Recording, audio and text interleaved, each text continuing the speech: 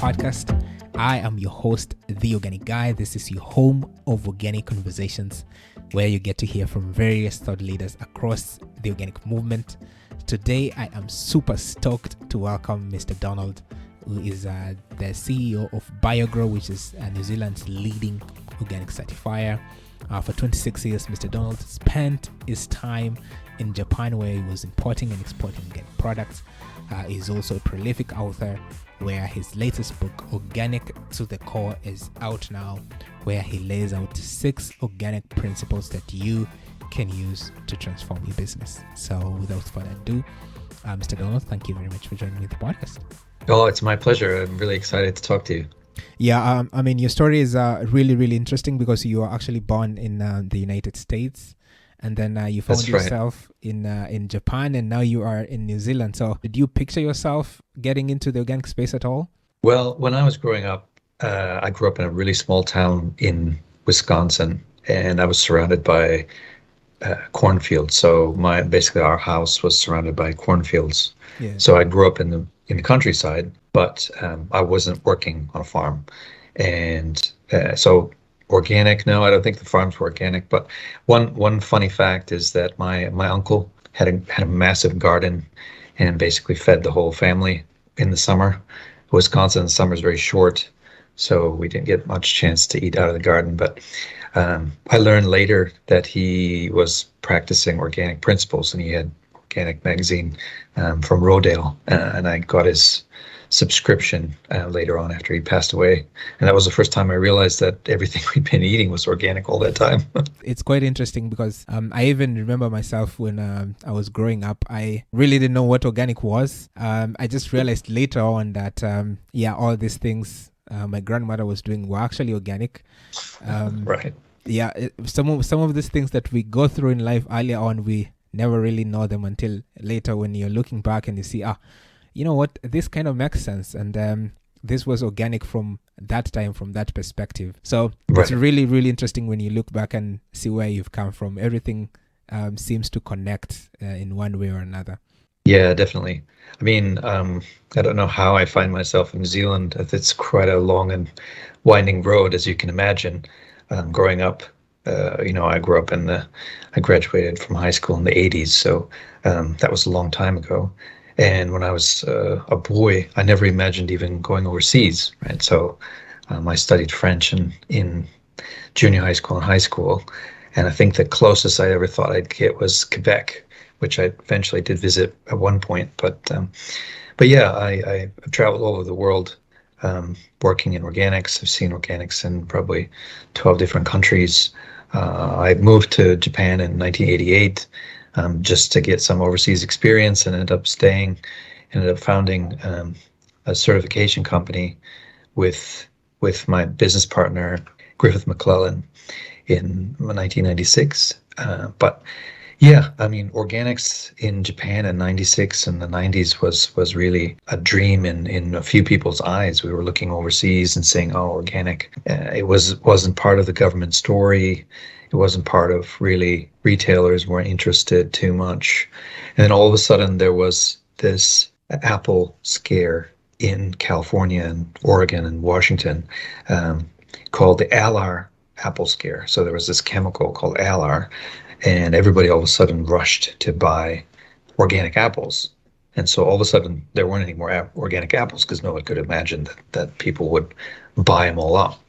And that was really the genesis of the Japanese kind of interest in imported organic foods. And all of these big import companies jumped on the bandwagon and started importing apple juice, mainly for babies, for baby food, and apple puree and things like that. So that's kind of when people started to realize what organic was in Japan.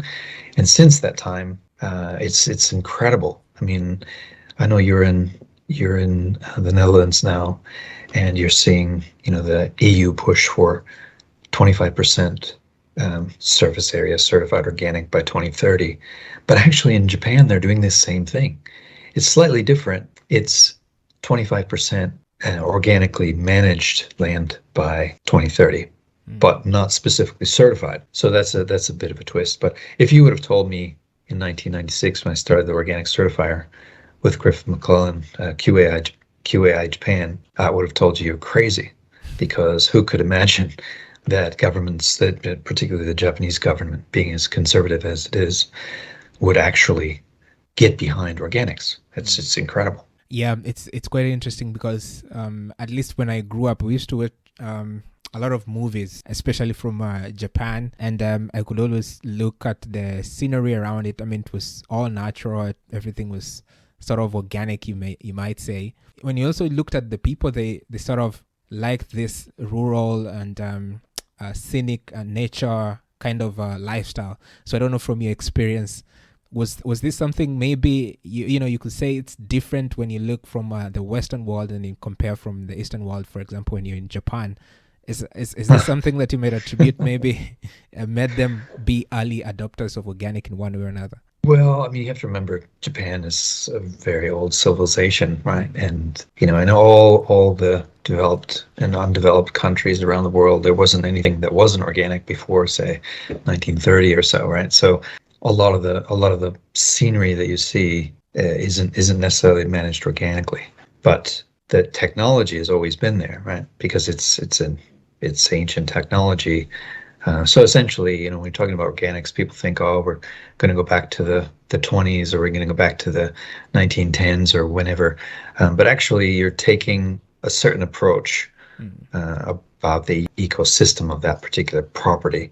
And Japan is really good at planning and long-term thinking.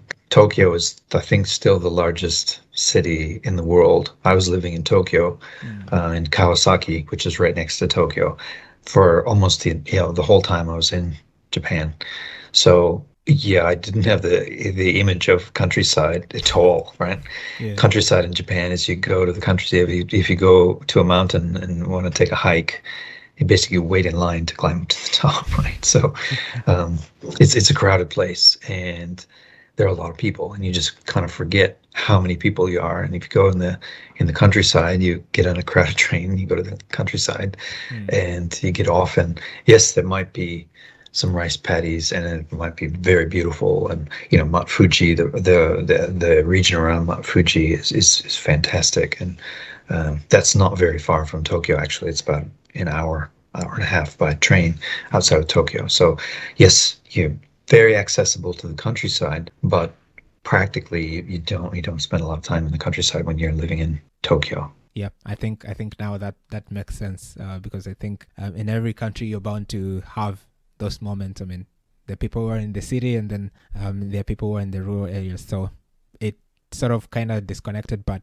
you can always make time to check out what's going on the other side. The other interesting point that I noticed, I mean, when you moved from Japan to New Zealand, I mean, when I look at the organic sector in especially from the oceanic perspective, I mean, you have Australia, New Zealand, Samoa, Fiji, all those countries. I was looking at the latest statistics by IFOM.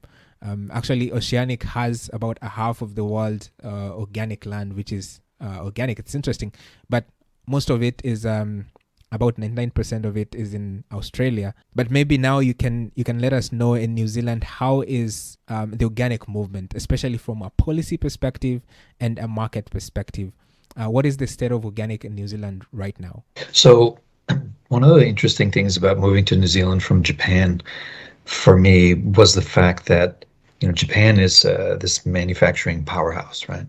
And essentially it imports tons of food and tons of raw materials, and it exports automobiles and computers and semiconductors and high-end televisions and all these things. New Zealand is exactly the opposite of that. New Zealand is a very rural. The three things that support New Zealand economy are education, students coming in to study in a beautiful place, scenery. So we've got a beautiful country. It's one of the most beautiful places you'd ever want to visit. And so tourism. And then the third is agriculture. And I suppose you could throw in forestry, but people kind of lump forestry and agriculture together as primary industries. So it may be meaning that you gather things from the ground, right? So most of the people are engaged in agriculture, whereas in Japan, it's like 5% of the people are engaged in agriculture. So here, everything is about agriculture and exports. So the food that we produce is exported. The market in New Zealand is quite a bit different than the market in Australia, for a couple of reasons. Mainly, we're focused on, I think, dairy production predominantly, but then of course beef and lamb production. The areas that organics has traditionally been strong in is not those areas. They're horticulture areas, so grape production for winemaking, or kiwi fruit, which you may be familiar with, and apples, which we call pip fruit here. BioGro certifies almost all of the apples and all the kiwi fruit, and about 50% of the dairy production, and another 50% of all the other livestock production. Of course, honey is big here. Organic honey production is massive and a growing sector for us. But the organic sector here is growing at about 6.5% a year, and there is very little government support. We are unregulated. In fact, I met with officials from MPI yesterday, the Ministry for Primary Industries yesterday, and got an update on the status of the organic bill, which is now in Parliament and waiting for its second reading. And also we're working on the regulations and the standards for organics. So right now, our customers can export to the EU or the US or Japan and other places like Switzerland and where else? Oh, the UK, of course, through the government export only program. But the domestic market isn't regulated. So, and the same is for for Australia. So Australia also is unregulated except for exports. Exports are regulated. And this is a peculiarity, I think, in Oceania, that they don't want government regulation over primary industries as a kind of rule. And I think it probably has served them very well, because that way they can be very nimble and essentially they're responding to overseas regulations. So essentially they produce to the overseas regulation rather than having their own regulation, which then they need to negotiate. So it's a really kind of fail fast way of looking at things in a certain way. That certainly looks interesting, but from the look of things, it looks like you are definitely very soon going to have your regulation in place. I mean, right now it looks like it's in Parliament already, so it's in just a couple of years. You should be. That's right. Yeah, you should be able to get all that support from the government. Yeah, I agree with you. I think we're on the right track, and it's an exciting time for organics here in New Zealand, and Japan, and of course the US. US last year sold $9 billion worth of produce. So if you're getting into produce, the US is your market. It's hard to believe that that's the number, right? That's about 15 or 16% of the total value of all produce in the United States. So that's pretty, it's no longer a niche.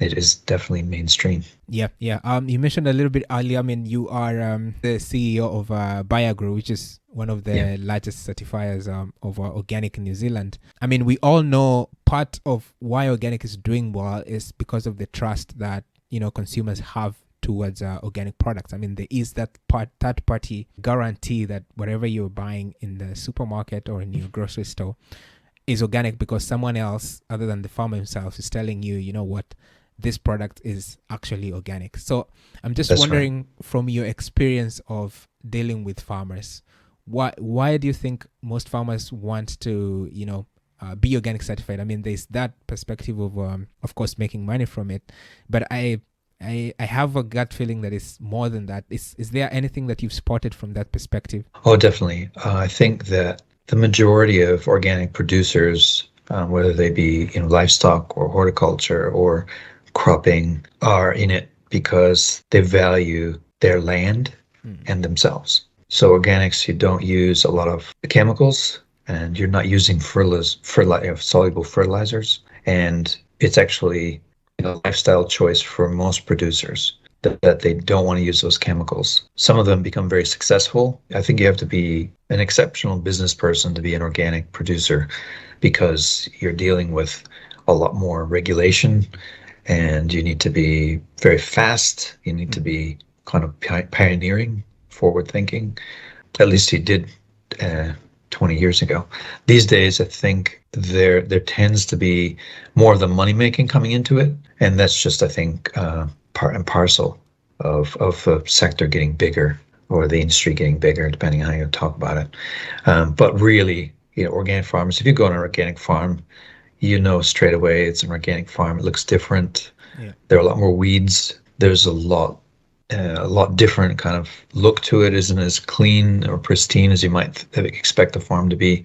But actually, what that means is that the farmer, he or she, has got their production system going in a way that's, I wouldn't say in harmony, because nothing is ever in harmony, right? It's always, you're always at the whim of weather with agriculture, right? You've got either got too much rain, or you don't have enough rain, or you got too much wind, or not enough wind, or you got too cold or too hot. And it's always like that, whether you're organic or not. But I think all farmers, whether organic or not, take a lot of pride in what they do. Organic farmers, I think, have just been fortunate to be exposed to the information and the tool set that they need to go organic.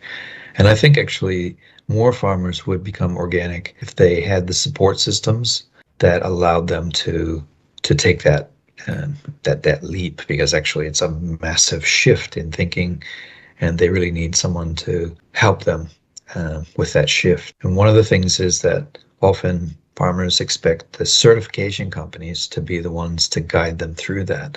And so that's kind of a catch-22 for us, because as a third-party certifier, we are actually representing the consumer. So the third party is actually saying, hey, on behalf of the consumer, I'm going to make sure that this guy is doing what the standards say he or she should do. So they are practicing the organic standards the way they're intended to be practiced, right? So yeah. That's our role. So we can't actually tell them then how to practice, you see. Yeah. But the producer comes to us and they want certification, but they also want a bit of advice. What should I do? What happens if I have leaf rollers? What happens if I need a bit of kickstart in the spring on the bud burst? What do I need to do? Yeah. And we can't tell them that. We can point to a list of approved materials, but we can't actually say this is what you got to do. Talking about support and business, you have your latest book that is out now, which is Organic to the Core, where right here. Exactly. Organic to the Core, where you share six organic principles that businesses can use to transform their business. So I'm wondering, what was the motivation behind writing this book? So, I've been, this year is 30 years in organics for me, and it's my life's work. I'm really proud of the people that I've been able to meet, and the people I've been able to work with, and the customers that I've been able to serve over the years. And I've learned a lot from all of these people. And so what I think is there's a lot that the organic producers and organic people can teach other business people. So we talk about, the 17 Sustainable Development Goals, or we talk about ESG investing, and a lot of these are just basic principles that are embedded in organics. Treat people well, you treat animals well, you treat the property well, you treat your community well. And so in the book, I just talk about these principles, but from a business point of view. So it's written for a business owner, or say a business team manager, and they could then take those principles. And it's basically, you mentioned earlier about trust. How do you build a system that allows customers to trust you, or that allows people to trust you? And a lot of that just has to do with, following the basic laws that we have around the world. Your basic labor laws. If you follow those, you're pretty far along. If you follow, diversity and inclusion best practices, you're very far along. If you follow, basic, environmental protection laws, you're pretty far along. And a lot of businesses, they look at these laws as hurdles to overcome. But in fact, if you flip that around and say these aren't hurdles, these are guidelines that we need to stay within, then actually you can use them to your advantage, because what people really want today is products that they can trust. And organic products are products that you can trust. And so what I've done is try and distill these concepts into a book. And boy, it was really hard. I'm assuming it's never easy. I mean, I've been involved in some writing before, and one thing for sure is that it's not easy unless you have a very high motivation on why you really, really want to do it. That's the only way that you can go ahead and do it. In the book, actually, you as you mentioned, you shared 6 principles that businesses can use. And the first principle that you mentioned is about people. And it was very interesting for me that the first thing that you actually say is that as a business, you should start with people, and you advise not to define a role and find people, but the other way around. I mean, this might sound a little bit contrary to the beliefs. I mean, most businesses is, hey, I want an accountant, so you go out and find the person. I want a receptionist, you go out and find this person, but you advise the opposite. So can you sort of elaborate why you think that is important, that business should maybe take that path? Well, I think if you treat people like people instead of treating people like a tool, you get a different approach, right? And you get a different response. So if you hire someone because of who they are, their education or their attitude or, their experience, they're going to bring that whole self to your business, and they're not going to stop at the edge of the role. But if you hire someone to do just the accounting, but someone who is an accountant who is also, say, a rock climber, right? A rock climber is going to look at that mountain, they're going to see a way up, but then they'll see another way up as they get further up, right? Same thing with accounting. You can do accounting a dozen different ways. If you do accounting just to account for what's happening, you never succeed. What you want is an accountant who's actually going to be able to say, hey, this is your cash flow for the next 6 months. And these are the customers that are not paying well. These are the customers that we should actually be raising the rates for.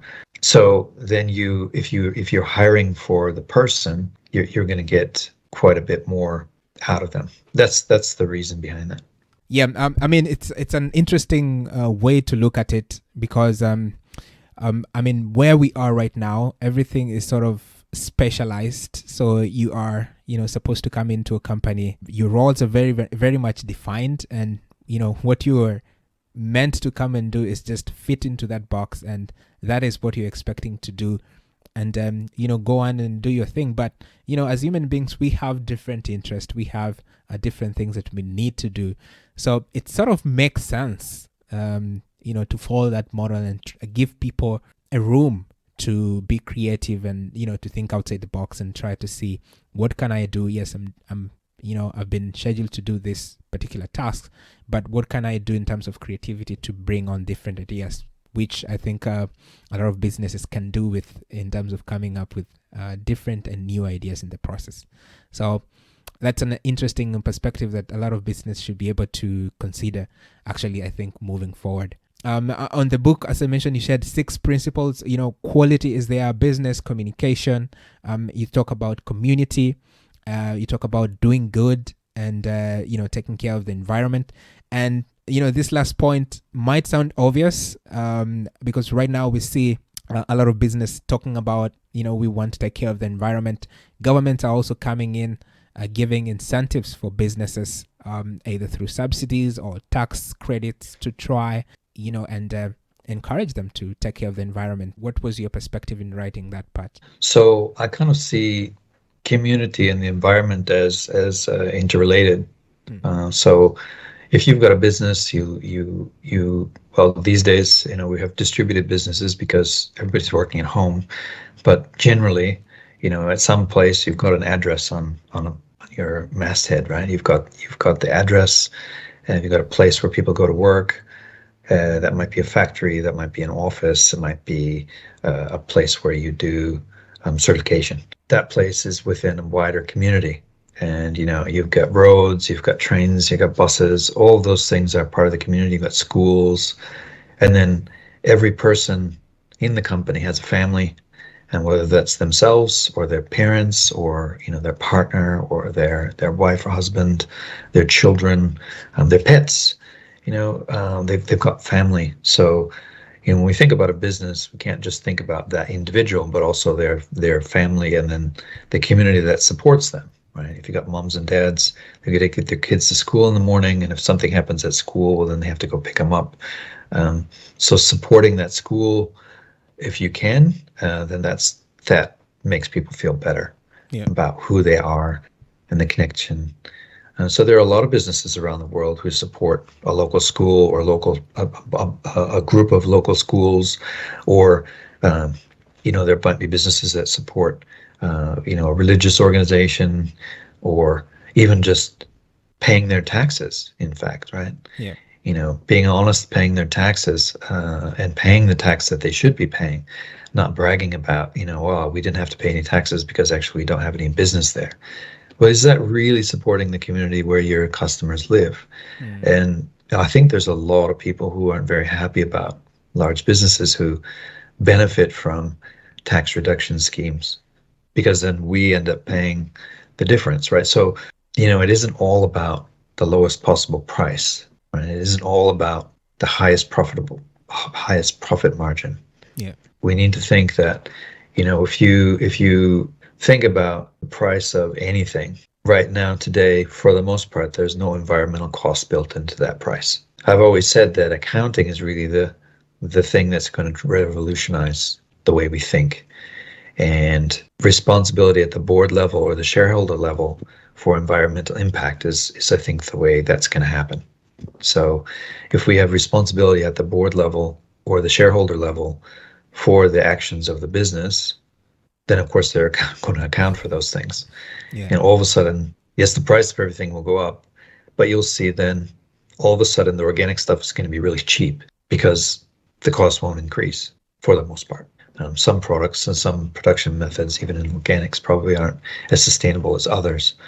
But when you're talking about small landholders or family-owned farms, for the majority, they're very environmentally friendly. And so those products won't go up in cost. Whereas you might see a massive monoculture and they'll have to pay for water use, or they'll have to pay for fertilizer runoff, cleanup, or they'll have to pay for some other kind of environmental pollution. And then all of a sudden that stuff won't be so cheap. Yeah. So they won't be able to produce that way anymore. But right now we don't have that. And that's because nobody's responsible. Yeah. And logically, the person to be responsible for it is the board member who represents the shareholder. True. I think there's a lot of responsibilities that needs to be taken care of. Unfortunately, that's we see that a lot. There are not a lot of businesses who are ready to be responsible or even be held responsible for some of the things that they are doing. I mean, example, we see Monsanto's can produce toxic chemicals and then throw them into the environment and have no repercussions for it, And I think when moving forward in terms of from an environmental perspective, we have to be, hold these companies responsible for, some of their products that are given into the market. So I think that's also a very good point, that as business move forward, they see how they can work with the community and also see how they can put the environment at the core of what they are doing. Right now, we have been dealing with COVID for about 2 years. How has this affected, certification? Did you find it hard maybe to go to farms and, try to check them if they are holding organic standards as much as possible? I mean, what has been your experience throughout this time? So even before COVID, we had developed a system to do remote audits, mainly for surveillance audits. So in organics, we've got 3 different kinds of audits. We've got the annual audit, where there's a few 31st of January is your expiry date on your certificate. So you're going to have an annual audit every January to make sure that meets. Then you also, if there's some major nonconformance, or if you have parallel production, you'll have what's called the surveillance audit during harvest. And then that looks at how you're keeping the non-organic and organic products separate. Usually it's a different variety of the same product, but sometimes it's just completely different parallel production. And then the third is unannounced audits. So the unannounced audits are what we were trying to do with remote. And unannounced audits, basically you just show up on the day, or maybe you ring them, say, hey, you going to be around tomorrow? I might pop by. And you might even just drive by the property. I might drive up the driveway and have a look, see how things look. Is it looking too clean? Is who's around, who's on the property, are they doing anything? And that's a surveillance audit. It might also be might be soil sampling. If a neighbor says, hey, that guy over there looks like he's using something, so we might go out and do some sampling, either tissue sampling or soil sampling, depending on what the complaint is. Because usually you get the neighbor saying, oh, that guy, he's using the same thing I'm using and I'm not organic. Yeah. So every once in a while you'll get that. Not in New Zealand very often, but in other countries where I've worked, we've had that before. And so this remote audit system we'd already had. So our government, Ministry for Primary Industries, during the first lockdown, we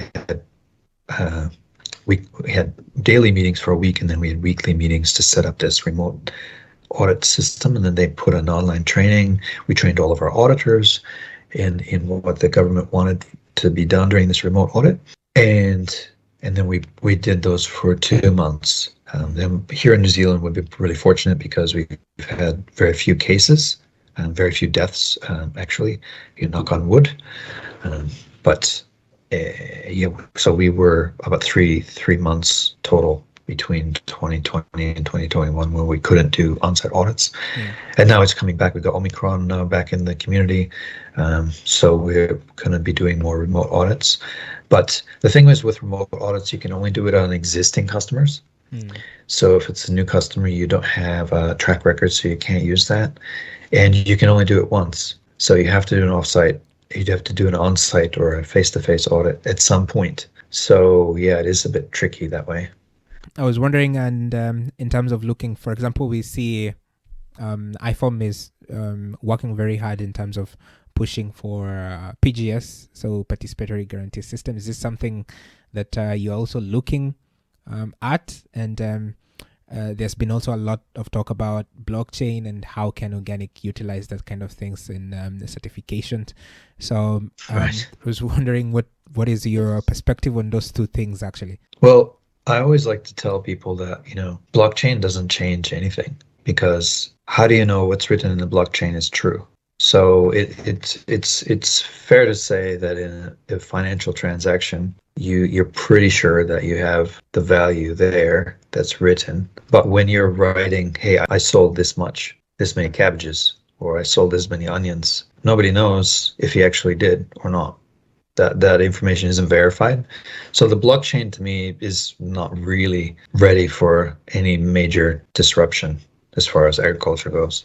I think there are other systems that do the same thing anyway. I mean, the old-fashioned transaction certificate, if it's issued by a third-party verifier, that has validity to write in the blockchain. But it isn't practical if it can't be automated. And if you automate something, then it can be hacked. So we actually have PGS here in New Zealand. We have had for about 20 years.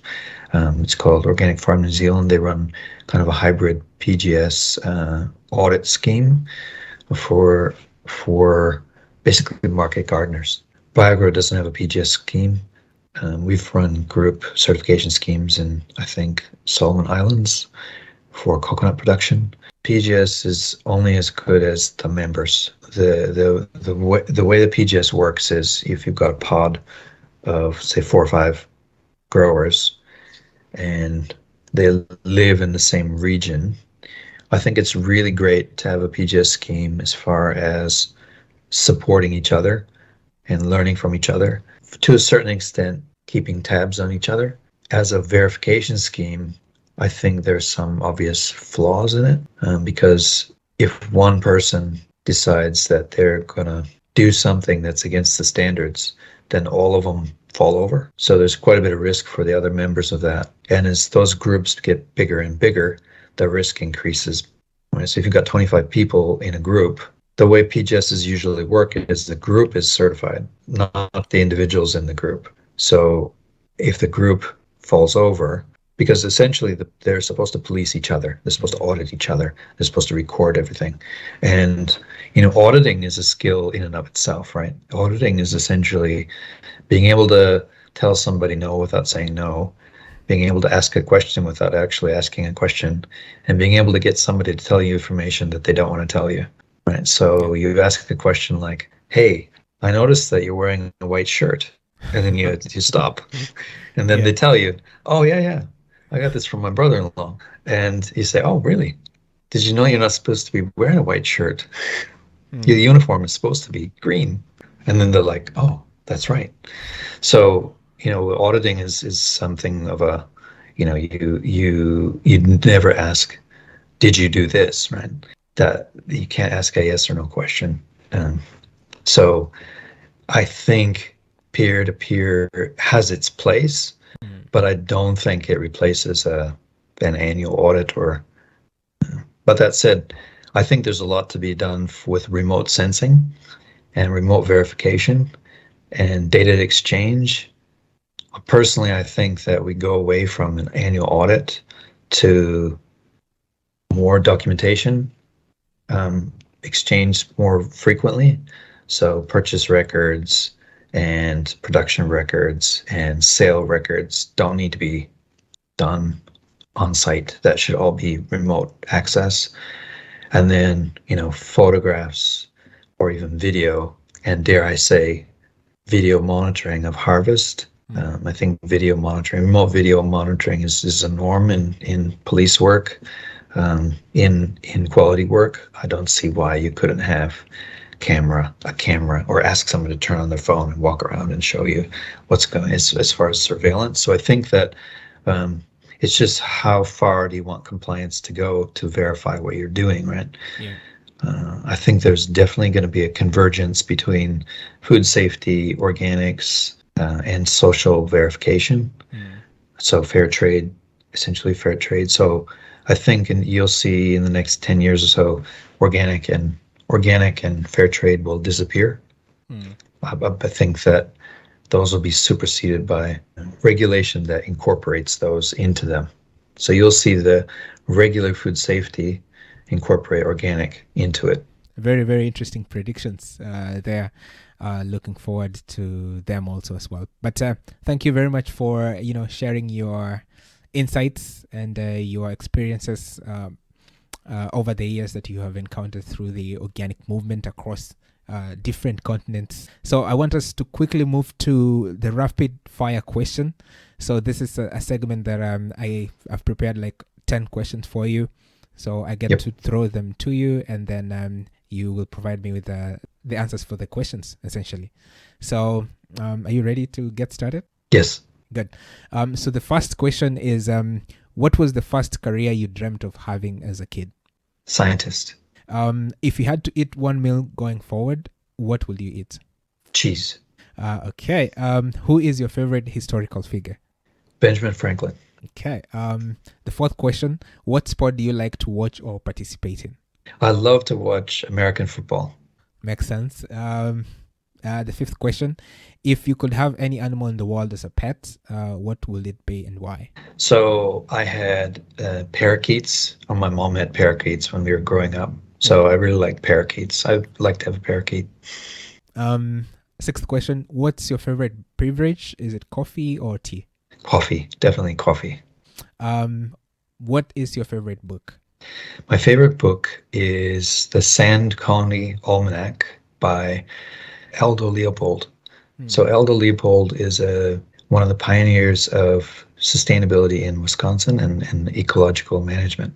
And Sand County Almanac was one of the books that influenced me to get involved in organics. The eighth question, are you an early bird or a night owl? Well, that's the thing, I wake up early and I stay up late, so I don't know what I am. Okay, so fair to say sleep is not your friend? I'm an early bird, I guess. Okay, interesting. The ninth question, what quote resonates with you most? My favorite quote is from a movie, actually. And I don't know if this is the exact quote, but the quote goes, "It all works out in the end. If it's not working out, it's not the end." I love that quote. I live by that.